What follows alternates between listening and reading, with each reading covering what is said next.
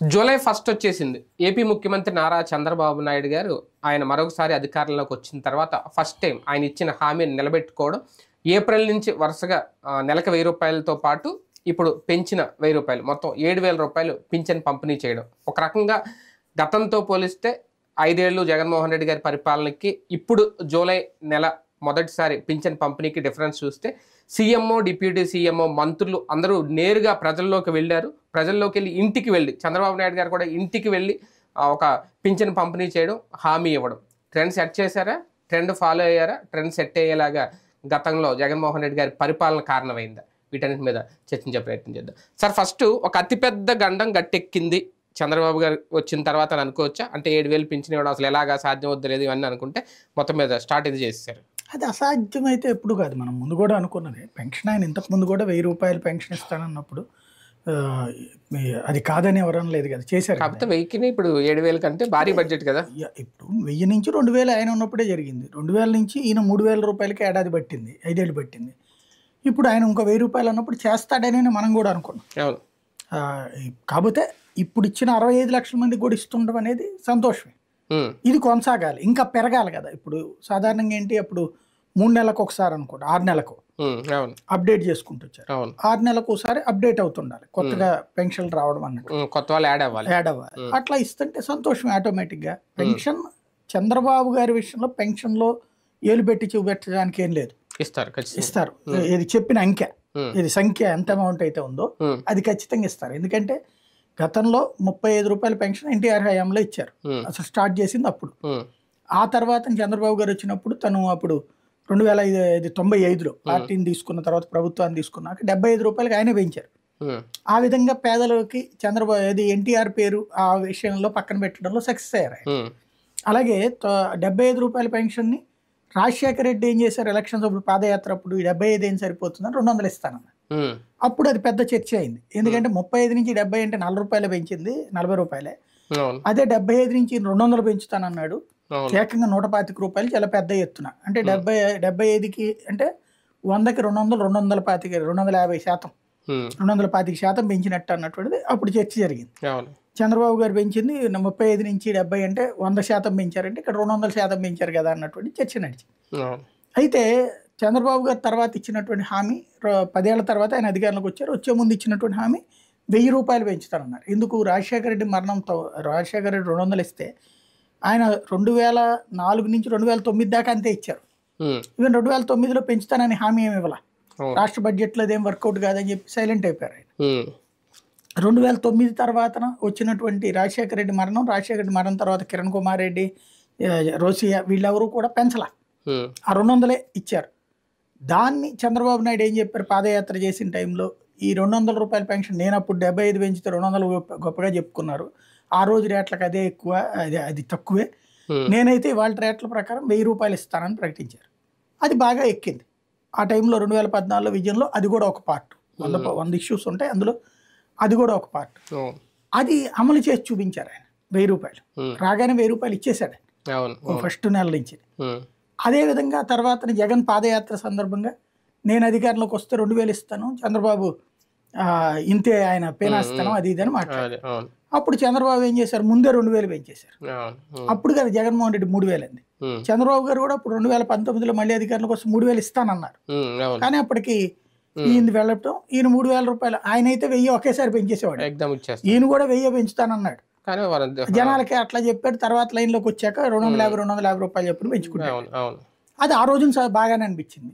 ఇవాళ ఏకదం 4000 చూసినప్పుడు చంద్రబాబు ఇచ్చిందే గ్రేట్ అనిపిస్తుంది ఆటోమేటిక్గా. అవును, కానీ ఇది ఏమైనా కలిసి వస్తుందేమో బాబు గారికి, ముందుగానే చెప్పాడు. ఎందుకంటే ఇది కూడా ఏప్రిల్ నుంచి ఇచ్చేస్తాను అని చెప్పడం అంటే సాధ్యం వద్దా లేదా అనుకున్నారు. 3000 ఇప్పుడు అడిషనల్గా ఇచ్చినట్టు కదా. అసాధ్యం ఏం కాదు, ఆయన చెప్పిన తర్వాత ఆయన అధికారంలోకి రావడము ఇస్తాడని అనుకున్నారు.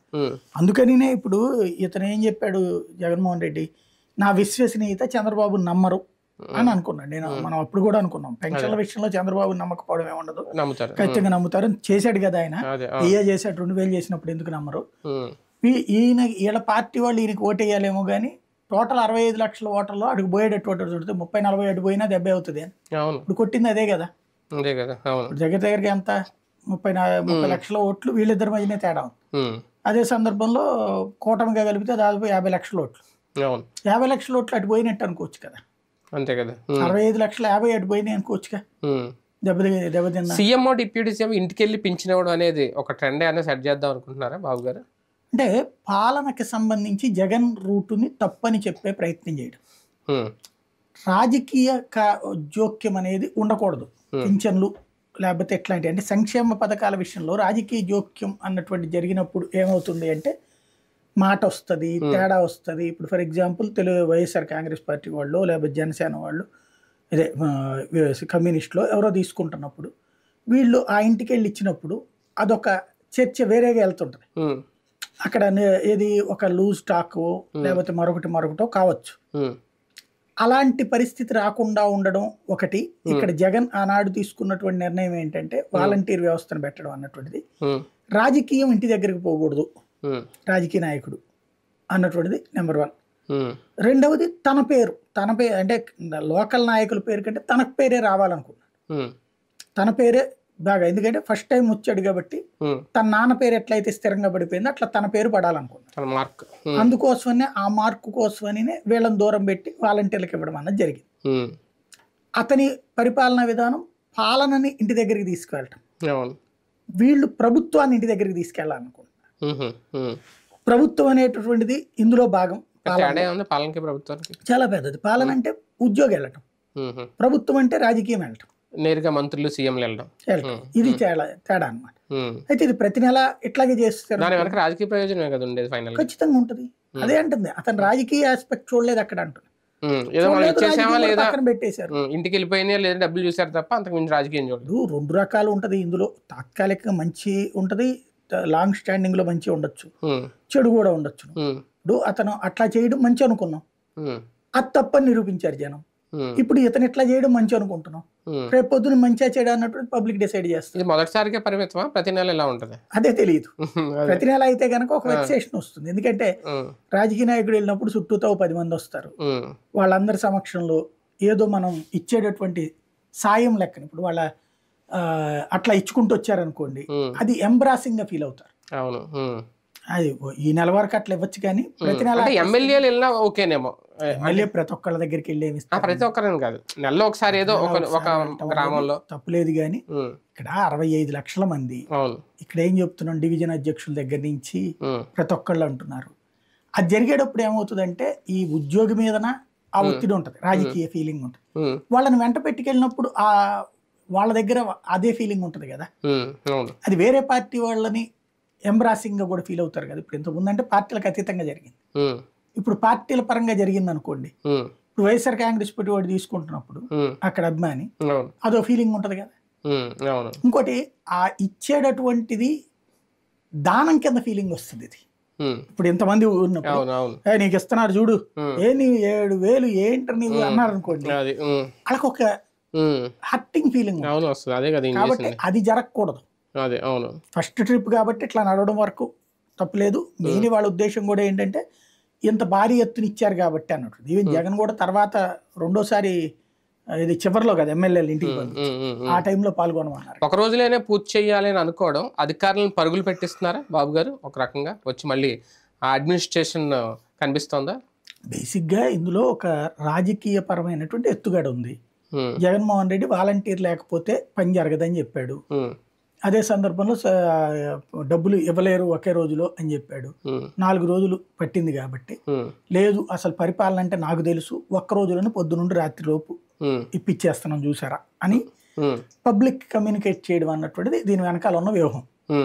అయితే ఇక్కడ వాడుతున్నటువంటి ఒక్క సచివాలయ సిబ్బందినే కాదు, బయటికి జరుగుతున్నటువంటి సచివాలయ సిబ్బందితో పాటు అంగన్వాడీలు, ఆశా వర్కర్లు, వీళ్ళందరినీ వాడుతున్నారు. ఈవెన్ కొన్ని చోట్ల వాలంటీర్లను కూడా వాడారు. అంటే ఆల్రెడీ ఉన్న వాళ్ళని రాజీనామా చేసిన ఉన్నటువంటి వాళ్ళని కూడా వాడారు. మళ్ళీ ఒక అయోమయం అన్న స్టార్ట్ అయిందా వాలంటీర్లకి, ఈ సచివాలయ సిబ్బందికి? అసలు వీళ్ళు ఉంచుతారా లేదా తీసేస్తారా, వీళ్ళని కంటిన్యూ చేస్తారా?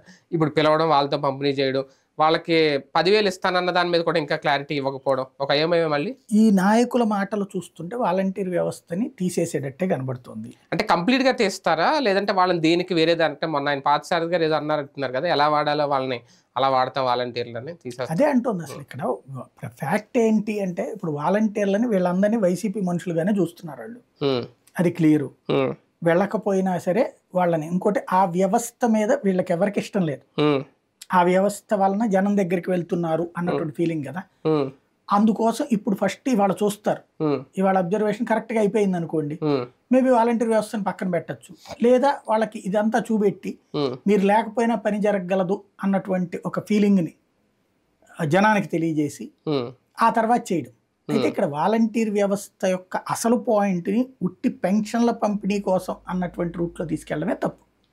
వాలంటీర్లు అనేక పనులు చేస్తున్నారు, సచివాలయాల దగ్గర నుంచి సర్టిఫికెట్లు తీసుకెళ్లి వాలంటీర్ ఇస్తున్నాడు ఇంటికి, చాలా పనులు చేసి పెడుతున్నారు, ఇంటి పన్ను రసీదుల దగ్గర నుంచి అన్ని వాళ్ళే చేస్తున్నారు.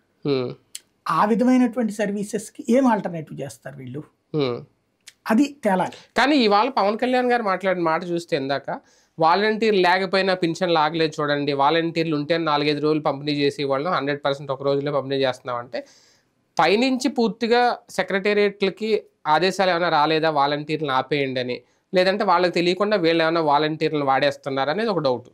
అదే అంటే ఇప్పుడు స్పీచ్లేమో వాలంటీర్లను పక్కన పెట్టామని పెట్టినట్టే మాట్లాడుతారు, కానీ గ్రౌండ్ లో చూస్తే కొన్ని చోట్ల వాలంటీర్లు పనిచేస్తున్నారు, చేయించుకున్నారు వాళ్ళకి.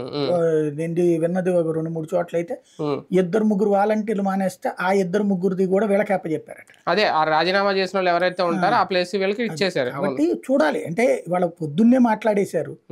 నా దృష్టిలో ఒక రోజు ఆగి ఇవాళ ఇట్లా మేము బిగిన్ చేసామని చెప్పచ్చు, ఒక రోజు ఆగి వాళ్ళ సాయంత్రానికి ఎంత పర్సెంటేజ్ ఇచ్చారు, ఇంకా ఎంత మిగిలింది, రేపేంటి అన్నది కూడా చూశాక మాట్లాడితే బాగుండేది. ఇవాళ ఇచ్చేస్తున్నాం ఒక్క రోజులోనే ఇచ్చేయమన్నారు, కరెక్టే. అంగన్వాడీలు అందరూ కూడా వెతుక్కోవాలి, చూడాలి, అవన్నీ ప్రతి ఒక్కరితో ఫింగర్ వేయించుకోవాలి, తంబేయించుకోవాలి, లేకపోతే కళ్ళు కొంతమందిది అట్లా పని చేయని వాళ్ళది ఆ కన్సర్న్డ్ డిపార్ట్మెంట్ హెడ్ వచ్చి అక్కడ సంతకం పెట్టి ఇవ్వాలి. సచివాలయంలో ఉంటారు కదా సోషల్ వెల్ఫేర్ వాళ్ళు వచ్చి చూసి సంతకం పెడితే అక్కడ ఇవ్వాలి. అవి కూడా ఉన్నాయి ఇంతకు ముందు. ఈ సిస్టమ్స్ అన్ని కరెక్ట్ గా అవుతాయా లేదా, వీళ్ళకి ఎంతవరకు అవగాహన ఉంది, ఇదంతా కూడా ఇవాళ తేలుతుంది. ఇవాళ రాత్రికి 100% అయిపోయింది అనుకోండి, ఇక రేపు పొద్దున వాలంటీర్ వ్యవస్థ లేకపోయినా అడిగేది ఏముండదు. అయితే మిగతా సర్వీసెస్ ఫ్యూచర్ లో చర్చిస్తారు, ప్రస్తుతానికి వాలంటీర్ లేకపోయినా పర్లేదు అనేటటువంటి రూట్లోకి వస్తుంది. చంద్రబాబు గారు రికార్డ్ ఏమైనా సాధించినట్ట నిజంగా ఒక రోజులో కనుక పూర్తి అయితే? ఖచ్చితంగా ఒక్క రోజులో పూర్తి చేస్తే ఒకటేంటంటే జగన్ చెప్పింది అబద్ధాలు అన్న జనంలోకి వెళ్తుంది. అసలు అది 3-4 రోజులు ఎందుకు పెట్టాల్సి వచ్చింది, ఇదంతా కూడా ఆర్థికంగా భవిష్యత్తులో ఏమి భారం అనిపించదా చూడాలి. ఒకే రోజు ఎంత అమౌంట్, 4,000 కోట్ల రూపాయలు ఒక రోజుకి, ఇప్పుడు ఆయన చెప్పింది 4,300 కోట్లు ఎంతో, తర్వాత ఆయనే చెప్పింది ఏడాదికి వచ్చేటప్పటికి 12 4,800 కోట్లు, 48,000 కోట్లు ఆ రేంజ్ లో అవుతుంది. భారీ బడ్జెట్ అయితే అవుతుంది, 4,000 కదా, 4,000 కోట్ల దగ్గర అవుతున్నట్టు. టోటల్ గా అయితే గనక భారీ బడ్జెట్ నో డౌట్. అంతమందికి ఇవ్వడం అనేటువంటిదే కాకుండా ఇంకా కొత్తగా ఇవ్వాల్సి వస్తుంది. ఇవన్నీ చేయగలిగితే ఇంకా దాంట్లో తిరిగే లేదు. ఇంటికి వెళ్ళి పెన్షన్ ఇవ్వడం అనేది జగన్మోహన్ రెడ్డి గారు ఫస్ట్ టైం తీసుకొచ్చిన కాన్సెప్ట్. అంతకుముందు బాబు గారు ఏమి ఇంటికి వెళ్ళి ఇవ్వలేదు, అసలు జన్మభూమి కమిటీలు కూడా ఇంటికి వెళ్ళి ఇవ్వలేదు. ఈ రోజు ఏకంగా సీఎంలో మంత్రులు ఎమ్మెల్యేలు ఇంటికి వెళ్ళి ఇస్తున్నారు అంటే జగన్మోహన్ రెడ్డి గారి కాన్సెప్ట్ని లేదంటే ఆయన పాలసీని వీళ్ళు ఫాలో అయ్యారా, అంతకుమించి మేము చేస్తున్నామని చెప్పడానికి ఈ తరహా రాజకీయం చేశారు? రాజకీయం అనేది ఎప్పటికప్పుడు అప్డేట్ అవుతూ ఉంటుంది. ఒకనాడు ఆ మున్సిపాలిటీ ఆఫీసు కార్యాలయం అక్కడికి వెళ్ళి తీసుకోవాలి, తర్వాత అది రాజశేఖర రెడ్డి టైంలో, దాని తర్వాత జన్మభూమి కమిటీల పేరుతో ఆ ఏరియాలోనే ఇచ్చేవాడు, ఆ ఏరియాలోనే ప్లేస్ ఫిక్స్ చేసుకుని ఇచ్చేవాడు. ఆ తర్వాత రోజుల్లో వచ్చేటప్పటికి ఈయన జగన్మోహన్ రెడ్డి వచ్చి ఇట్లాగ తీసుకొచ్చారు, ఇది ఇంటి దగ్గర. ఇప్పుడు నాయకులు వెళ్ళి ఇంటి దగ్గర ఇవ్వడం అన్నటువంటి నేర్చారు. రేపు ఇంకేం అప్డేట్ అవుతుందో తెలియదు. అదే అకౌంట్ లో ఇంతకుముందు కూడా వేసాక వాళ్ళెవరికి వాళ్ళకి మధ్యన ఇంటరాక్షన్ లేదని పార్టీ నాయకులు చెప్పాక అప్పుడు వెళ్ళి ఇచ్చేటటువంటి కార్యక్రమం పెట్టారు చంద్రబాబు. ఆ పెట్టినటువంటి సందర్భంలోని జన్మభూమి కమిటీలు వీళ్ళందరూ మూవ్ అవ్వాల్సి వచ్చింది అనమాట. మళ్ళీ కమిటీలు ఏమన్నా వచ్చే అవకాశం ఉందా? ఈ పరిస్థితి చూస్తాం. దాంట్లో జన్మభూమి కమిటీలు పెట్టరు, నాకు తెలిసి ఆ పేరు బాగా నెగిటివ్ అయింది కాబట్టి పెట్టరు. ఇవి పోతే ఇవన్నీ ఇప్పుడు ఏంటంటే అవుట్ సోర్సింగ్ వాళ్ళని ఫుల్గా వాడేస్తున్నారు వీటిని. ఆశా వర్కర్లు, అంగన్వాడీలు వాస్తవంగా వాళ్ళ పనులు కాకుండా ఇటువైపుకి తీసుకొచ్చారనమాట. అది తేడా. ఇప్పుడు సెక్రటరియట్ సిబ్బంది ఏంటి వాట్ నెక్స్ట్ అనేది కూడా కొన్ని రోజుల్లో తేలాలేమో, లేదంటే ఏంటో వినబడుతుంది. అయితే వీళ్ళని ఆ పంచాయతీరాజ్ విభాగాలకి లింక్ చేస్తారు అని. ఎందుకంటే గతంలో పవన్ కళ్యాణ్ గారు కూడా ఆ మాట అన్నారు, పంచాయతీ వ్యవస్థ ఉండగా ఇంకా సెక్రటరియట్ వ్యవస్థ ఎందుకు అనేది మొదటి నుంచి వాళ్ళు చెప్తున్నమాట. చూడాలి అది. రైట్, చూద్దాం. మొత్తానికి ఒక పెద్ద కార్యక్రమం అయితే పూర్తయిపోయింది. మొదటి రోజు జూలై 1 7,000 రూపాయలు పింఛన్ పంపిణీ అసలు అవుతుందా లేదా, ఎలా సాధ్యం అనుకుంటే నేరుగా సీఎం హోదాలో చంద్రబాబు గారు ఇచ్చారు, పవన్ కళ్యాణ్ గారు ఇచ్చారు, మిగిలిన మంత్రులు, ఎమ్మెల్యేలు అందరూ ట్రెండ్ సెట్ చేశారా? నిజంగా ఒక రికార్డేనా? నెక్స్ట్ మంత్ నుంచి ఏం జరగబోతోంది, సచివాలయ సిబ్బంది కానీ వాలంటీర్ల పరిస్థితి